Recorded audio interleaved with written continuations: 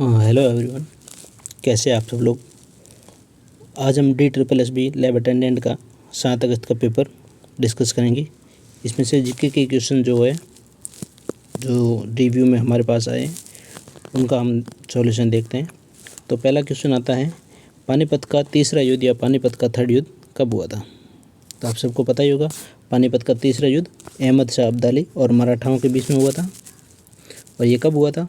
ये हुआ था 14 जनवरी 1761 को अहमद शाह अब्दाली और मराठाओं के बीच में हुआ था। अब थर्ड युद्ध का पूछ लिया तो पानीपत का प्रथम युद्ध भी पूछ सकता है और भी पूछ सकता है। तो पानीपत का प्रथम युद्ध हुआ था बाबर और इब्राहिम लोदी के बीच में 21 अप्रैल 1526 को। और सेकंड युद्ध हुआ था अकबर और हेमू के बीच में 5 नवंबर 1656 में। सेकंड युद्ध हुआ था 5 नवंबर 1656 में। 1956 गलती से बोल दिया था मैंने। सेकंड 5 नवंबर 1656 अकबर और हेमू के बीच में हुआ था। अब चलते हैं नेक्स्ट क्वेश्चन में। नेक्स्ट क्वेश्चन पूछा था करंट से यूपीएससी का अध्यक्ष कौन है। अब इसमें हाल ही का यूपीएससी का अध्यक्ष है, वो है अजय कुमार। इसमें से अब 2024 का पूछा है या 23 का पूछा है, वो आप एक बार आइडिया लगा देना। अभी करंट का ही पूछा होगा तो वो अजय कुमार होंगे यूपीएससी का अध्यक्ष। फिर आगे क्वेश्चन आता है, 1857 की क्रांति की शुरुआत कहाँ से हुई। तो 1857 की क्रांति की शुरुआत मेरठ से हुई थी। 1857 की क्रांति की शुरुआत कहाँ से हुई? मेरठ से। और कब हुई? ये 10 मई 1857 में हुई। इस 1857 की क्रांति के साथ में ही मंगल पांडे से रिलेटेड भी एक क्वेश्चन था। मंगल पांडे, उनसे भी रिलेटेड एक क्वेश्चन था, लेकिन अब वो याद नहीं आ रहा है। इसी हिसाब से 1857 की क्रांति से रिलेटेड आप एक बार पढ़कर जाना। फिर आगे क्वेश्चन आता है, कोशिका की खोज किसने की। कोशिका की खोज किसने की? कोशिका की खोज किसने की थी? रॉबर्ट हुक ने। कोशिका की खोज रॉबर्ट हुक ने की थी। और इसी में पूछ लेते हैं, इसने तो की थी मृत कोशिका की खोज। अब पूछ लिया अगर कि जीवित कोशिका की खोज किसने की, तो जीवित कोशिका की खोज की थी एंटोनी वॉन ल्यूवेनहॉक। आप एक बार पढ़ लेना, ल्यूवेनहॉक। एंटोनी वॉन ल्यूवेनहॉक ने जीवित कोशिका की खोज की थी। फिर आगे का क्वेश्चन आता है, राष्ट्रपति का कार्यकाल कितने समय तक का होता है। तो आप सबको पता ही होगा, राष्ट्रपति का कार्यकाल और प्रधानमंत्री का कार्यकाल ये सब लगभग 5 साल का ही होता है राष्ट्रपति का कार्यकाल। फिर आता है, नींबू में कौन सा अम्ल पाया जाता है। तो नींबू में कौन सा अम्ल पाया जाता है सबको पता ही है, साइट्रिक अम्ल या सिट्रिक अम्ल। साइट्रिक या फिर सिट्रिक अम्ल, सिट्रिक एसिड या सिट्रिक अम्ल, ये नींबू में पाया जाता है। फिर आता है प्रश्न, विटामिन सी से होने वाला रोग कौन सा है। तो विटामिन सी से होने वाला रोग कौन सा है? Vitamin C scurvy C. Vitamin A, तो विटामिन ए से हो जाएगा रतौंधी। फिर आता है विटामिन बी से बेरी, विटामिन सी से स्कर्वी, और डी से आ जाएगा रिकेट्स यानी कि हड्डियों की कमजोरी आती है, उसे रिकेट्स कहते हैं। फिर आगे क्वेश्चन आता है, इसरो के वर्तमान अध्यक्ष कौन है। तो इसरो के हाल ही का क्वेश्चन है, इसरो के वर्तमान अध्यक्ष बन गए अपने वी नारायण। साउथ इंडियन ने अपने वी नारायण इसरो के अध्यक्ष हैं। इससे पहले इसरो के अध्यक्ष कौन थे, आप एक बार कमेंट बॉक्स में उसका नाम बता दें। फिर आता है क्वेश्चन, प्रारूप समिति के अध्यक्ष कौन थे। प्रारूप समिति, संविधान सभा में जो प्रारूप समिति बनी थी उसके अध्यक्ष कौन थे। तो इसका अध्यक्ष BR अम्बेडकर थे, प्रारूप समिति के अध्यक्ष। और प्रारूप समिति में कितने सदस्य थे? तो प्रारूप समिति में 7 सदस्य थे। फिर आता है क्वेश्चन, 1857 की क्रांति की शुरुआत कहाँ से हुई, ये बताई दी, अभी मेरठ से हुई थी। फिर आता है, गाड़ी के साइड में जो लगने वाला दर्पण होता है वो कौन सा दर्पण होता है। ये आप एक बार आंसर बता दें मेरे को। गाड़ी के दर्पण साइड में जो दर्पण लगता है वो कौन सा है, वो उत्तल होता है या अवतल होता है, सबको पता ही है ये। फिर आगे क्वेश्चन आता है, नवीनतम केंद्र शासित प्रदेश कौन सा है, इसका भी उत्तर आप एक बार कमेंट बॉक्स में दें। नवीनतम केंद्र शासित प्रदेश कौन सा है? इससे पहले कौन सा था? लद्दाख था या फिर जम्मू कश्मीर था, पुदुचेरी था या लक्षद्वीप था? इसका एक बार आप कमेंट बॉक्स में उत्तर दे दें। फिर आता है जाइलम का कार्य क्या है? तो जाइलम, कल ही आपको बताया था, जाइलम और फ्लोएम दो तरह का था, जाइलम और फ्लोएम। जाइलम में ज आता है, ज मने होता है जल। फ्लोएम में फ आता है, फ मने होता है फल या फिर खाना कह दो या फिर पोषण कह दो, ऐसा कोई आप कह सकते हो फल। तो ज मतलब जाइलम, ये जड़ों से पूरे पौधे में पानी की सप्लाई करता है जाइलम। और फ्लोएम यानी कि पत्तियों तक खाना पहुंचाने का कार्य करता है, फ्लोएम का कार्य खाना। फिर आता है सबसे ज़्यादा तटीय रेखा कौन से राज्य की है? तो इंडिया का नक्शा आप सबको पता ही है, अब फ़ोन में तो ऐसे ही बनेगा, थोड़ा आप देख लेना। ये गुजरात से यहाँ से जब निकलता है ना, तो ये गुजरात का एरिया जो है उसी की सबसे ज़्यादा लंबी रेखा है। ये इस तरह से बनेगा अपना, बहुत टेढ़ा हो गया, तो गुजरात इसका उत्तर हो जाएगा। गुजरात सबसे ज़्यादा तटीय रेखा गुजरात की है। ये क्वेश्चन आया था इकोनॉमिक्स से, सबसे धाकड़ सवाल है ये इकोनॉमिक्स का। इसमें पूछा गया है कि यदि SSR 20% है और हमारे पास राशि है 200 रुपये, तो इस पर बैंक हमें कितना ऋण देगा? तो आप देख सकते हैं 200 का 20% कितना हो जाएगा? 200 से 200 ये 40 काट लो तो फिर आ जाएगा उत्तर कितना? 160। तो यदि SSR वगैरह ये इकोनॉमिक्स में एक बार पढ़ कर जाना आप, प्रचंड बेरोजगारी वगैरह, बेरोजगारी से रिलेटेड इकोनॉमिक्स पूरी एक बार पढ़ के जाना। फिर आगे क्वेश्चन आता है, भारत में कुल कितने रामसर साइट है? भारत में कुल कितने रामसर साइट है? तो भारत में कुल कितने? 91। और नवीनतम कौन सी बनी? खिंचन फलोदी राजस्थान, ये नवीनतम बनी। फिर आगे क्वेश्चन आता है, मेहरानगढ़ किला कहाँ है? तो मेहरानगढ़ किला सभी को पता ही है, मेहरानगढ़ किला है जोधपुर में, हमारे प्यारे जोधपुर में। मैं यहीं से हूँ, मेहरानगढ़ का किला जोधपुर में है। फिर आगे क्वेश्चन आता है, चेक व नकदी में क्या अंतर है? चेक व नकदी में क्या अंतर है? नकदी यानी कि रोकड़ा, और चेक यानी कि आप किसी पर इस तरह का बन का आएगा, उसमें बैंक डिटेल वगैरह सब आती है और लास्ट में यहाँ पर सिग्नेचर वगैरह करना पड़ता है। और रोकड़ा यानी कि 500 रुपये का नोट, 1000 रुपये का नोट, 20 रुपये का नोट, इस तरह से ये रोकड़ा हो जाएगा।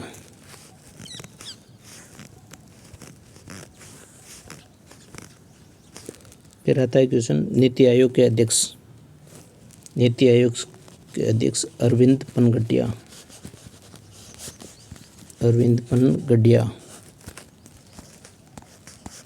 फिर आगे क्वेश्चन, अंग्रेजी भाषा में लिखा हुआ भारत का पहला उपन्यास।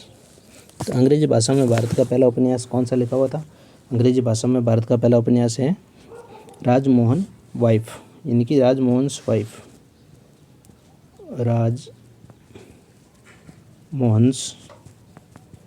वाइफ। और ये किससे रिलेटेड था? ये बंकिम चंद्र चटर्जी द्वारा लिखित था ये। फिर आता है क्वेश्चन अपना, भारतीय संविधान का पहला कॉन्स्टिट्यूशन अमेंडमेंट कौन सा था? संविधान का फर्स्ट कॉन्स्टिट्यूशन अमेंडमेंट कौन सा था? तो ये थी अपनी 9वीं अनुसूची। फिर आता है क्वेश्चन, 101 कॉन्स्टिट्यूशन अमेंडमेंट कौन सा था? 101 कॉन्स्टिट्यूशन अमेंडमेंट कौन सा था? GST, gross and settlement tax. फिर आता है क्वेश्चन, भारत में उष्णकटिबंधीय सदाबहार वन कहाँ पाए जाते हैं? तो भारत में उष्णकटिबंधीय सदाबहार वन कहाँ पर पाए जाते हैं?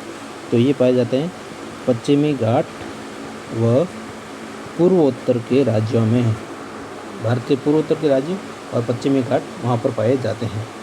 फिर आता है क्वेश्चन अपना, इतना ही क्वेश्चन है अपने लास्ट। इसके अलावा कौन कौन से क्वेश्चन आए थे वो मैं आपको बता दूं। इसके अलावा अपने क्वेश्चन आए थे अभिक्रिया से रिलेटेड, रिएक्शन केमिस्ट्री में रिएक्शन पढ़कर जाना एक बार। नॉर्मल रिएक्शन ही पूछता है, ज़्यादा कुछ नहीं। एक पुस्तकों से रिलेटेड पुस्तकों से रिलेटेड हाल ही में किस पुस्तक को बुकर पुरस्कार मिला है उसका, और एक आप याद करके जाना अरुंधति रॉय से रिलेटेड कि अरुंधति रॉय को बुकर पुरस्कार कौन सी पुस्तक में मिला था, उसको एक बार पढ़ कर जाना है। इसके अलावा आप देख सकते हो जीके में अभी हमारे पास इतने ही क्वेश्चन पहुँचे हैं, और एक और क्वेश्चन था 7वीं अनुसूची या अनुसूचित जनजाति और अनुसूचित जनजाति से रिलेटेड, उसका भी हमारे पास प्रॉपर सवाल आया भी नहीं है। कौन सा है? 7वीं अनुसूची और फिर इस और भी पूछा था अनुसूचित जनजाति वगैरह, इसके बारे में पूछा था। वो आप अगर आज जिसका एग्ज़ाम था वो हमको बता दे कौन सा क्वेश्चन आया था, इसमें अपडेट करके वापस PDF डाल दूंगा मैं। फिर इसके अलावा अपने पास क्या क्या बचता है, फिर आता है जीके। तो आज का जीके का जीके का लेवल देखूँ मैं, तो ये मॉडरेट टू डिफ़िकल्ट है, जीके इतना एवरेज भी नहीं है, मॉडरेट टू डिफ़िकल्ट है। रीजनिंग में आज में टाइम टेकन बहुत ज़्यादा है रीजनिंग, लेकिन है आसान पर टाइम टेकन है। इसमें बच्चा अगर ज़्यादा टाइम बचा सकता है तो वो रीजनिंग और मैथ में ही बचा सकता है। मैथ में क्वेश्चन आते ही है टाइम टेकन के, मैथ में सारे क्वेश्चन टाइम टेकन, और रीजनिंग में भी टाइम टेकन के क्वेश्चन होते हैं। इन दोनों में से बच्चा अगर टाइम निकाल दे कैसे भी करके, तो वो आगे हिंदी और अंग्रेज़ी दोनों तक पहुंच सकता है। अगर बच्चा इसी में फंस कर रह गया है, रीजनिंग में और मैथ में फंस कर रह गए हैं, क्योंकि आप सबको पता ही है कि रीजनिंग के कितने क्वेश्चन है 20-20, मैथ के भी कितने क्वेश्चन है 20-20। शुरुआत करते तो अपन कहाँ से शुरुआत, वापस बता दूँ मैं आपको, शुरुआत अपन की जीके से होगी। जीके की 20-20 क्वेश्चन, इसमें अपन मान लो 5 मिनट इसमें लगा दिए, 5 मिनट इसमें लगा दिए, तो लगभग देख लो 10 से आप 15 मिनट तो पक्के देख ही लो आप, 10 से 15 मिनट आपके जीके में लगने हैं। फिर आता है अपना रीजनिंग में 20 क्वेश्चन के 2 सेट आएंगे।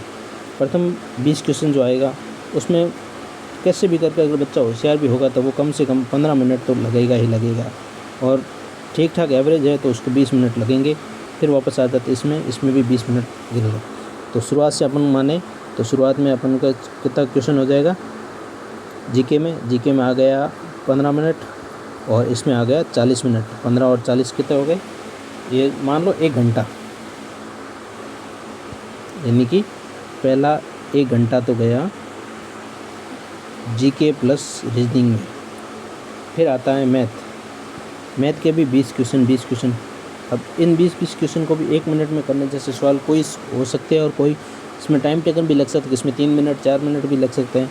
तो जीके में आपको एवरेज 20-20 40 क्वेश्चन है, 40 क्वेश्चन करने में अगर बच्चा होशियार है तो वो 30 मिनट या फिर 35 मिनट में एवरेज आराम से कर सकता है। नहीं तो उस बच्चे को लगभग 40 से 45 मिनट लगने हैं कैसे भी करके, और उससे भी ज़्यादा टाइम टेकन आ गया तो बच्चा इसी में उलझ के रह जाएगा मैथ में, से वो आगे का सेक्शन देख भी नहीं पाएगा। इसके अलावा भी आगे का क्वेश्चन कौन से हैं, आगे में आ जाता है हिंदी इंग्लिश, यानी कि 20-20, इंग्लिश में भी 20-20। तो कहते क्वेश्चन कितने बच के 20, यानी कि 40 और 40 80 क्वेश्चन। बच्चा 80 क्वेश्चन सीधे छोड़ कर आ सकता है।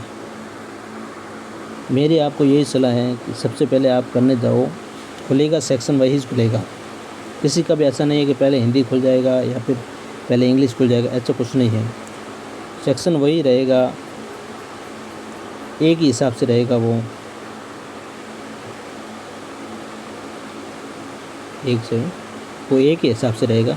सबसे पहले खुलेगा जीके, फिर रीजनिंग, फिर मैथ, फिर हिंदी, और लास्ट में खुलेगा इंग्लिश, या फिर हिंदी इंग्लिश, ये इसका कुछ पहले ज़्यादा हो सकता है। तो जीके में आपको मान लो एवरेज 10 मिनट ही लगाने हैं। रीजनिंग में ज़्यादा से ज़्यादा आप लगा सकते हो, रीजनिंग में आप ज़्यादा से ज़्यादा 30 मिनट लगा सकते हो। 30 मिनट से ज़्यादा आपको टाइम देना ज़रूरी नहीं है। एक सेकंड, फोन डाउन होने वाला है।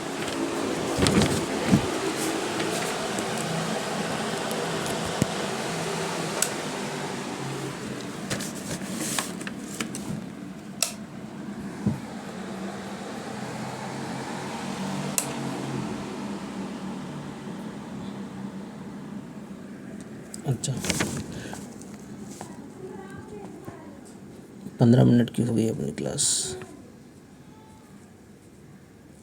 तो अभी टाइम टेकन का बता रहा था कि सबसे पहले जीके, फिर रीजनिंग, फिर मैथ, फिर हिंदी, फिर इंग्लिश खुलेगी। तो उसी में ही हमें अपना टाइम टेकन किस हिसाब से समय बचाना है, किस हिसाब से समय ख़राब करना है, वो बताया।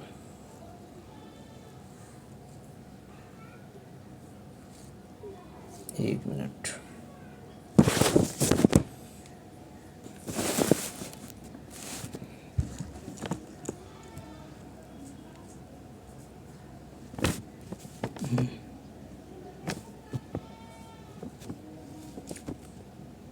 जीके इसमें अपन को 10 से 15 मिनट हाईएस्ट, रीजनिंग ज़्यादा से ज़्यादा 30 मिनट, मैथ ज़्यादा से ज़्यादा 40 मिनट मान लो आप।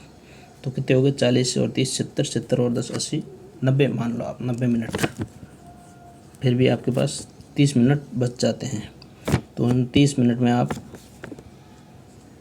15 मिनट हिंदी और 15 मिनट इंग्लिश में आराम से दे सकते हो। पीडीएफ बंद हो गई अपनी, एक सेकंड।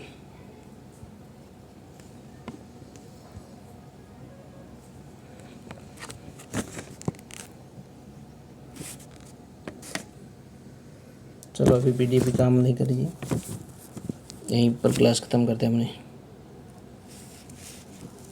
ठीक है, इससे अलावा कोई रिलेटेड क्वेश्चन हो बता देंगे वो आपको। Thank you.